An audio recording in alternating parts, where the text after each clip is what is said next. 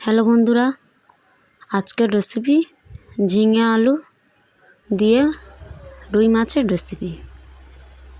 তাহলে শুরু করা যাক। প্রথমে কড়াইয়ে সাদা তেল দিয়ে ঝাল, হলুদ, নুন মাখিয়ে মাছটাকে দিয়ে ভালো করে ভেজে নিয়ে তুলে রাখতে হবে একটা জায়গায়।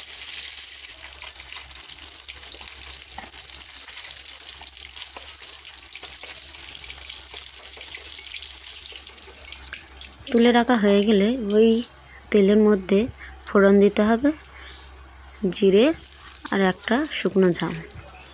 2-1 সেকেন্ড পর পেঁয়াজ কুচি দিয়ে ভালোভাবে ভেজে নিতে হবে তেলের মধ্যে।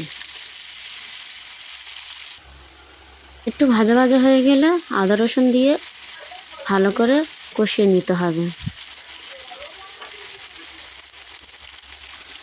কষিয়ে নেওয়া হয়ে গেলে আলুগুলো দিয়ে ভালোভাবে আলুর সাথে নাড়াচাড়া করে নিতে হবে। নেওয়া হয়ে গেলে তার মধ্যে অ্যাড করতে হবে ঝালের গুঁড়ো, হলুদের গুঁড়ো আর লবণ দিয়ে ভালোভাবে 5 মিনিট ধরে কষিয়ে নিতে হবে।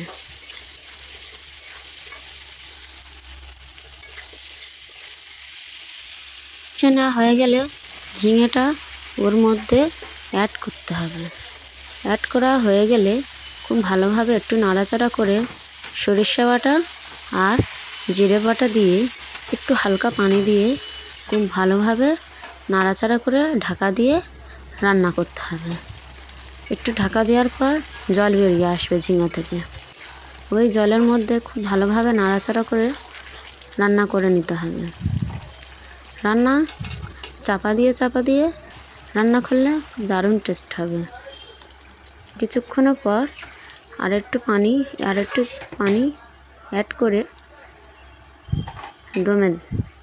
দমে দিতে হবে।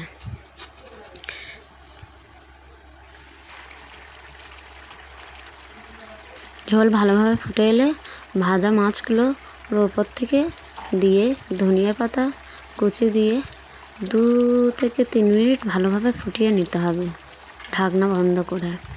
ফুটিয়ে নিলে পরিবেশনের জন্য একদম রেডি হয়ে যাবে। আর এর মাঝে আলু ঝিঙে সিদ্ধ হয়েছে কিনা দেখে নিতে হবে।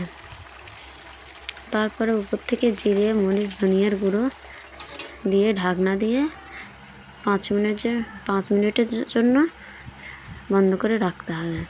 দিলে তৈরি হয়ে যাবে ঝিঙে আলু মাছ দিয়ে পাতলা ঝোল। আর যদি আমার ভিডিওটা ভালো লেগে থাকে তাহলে লাইক, কমেন্ট, শেয়ার করে দেবেন বন্ধুদের কাছে।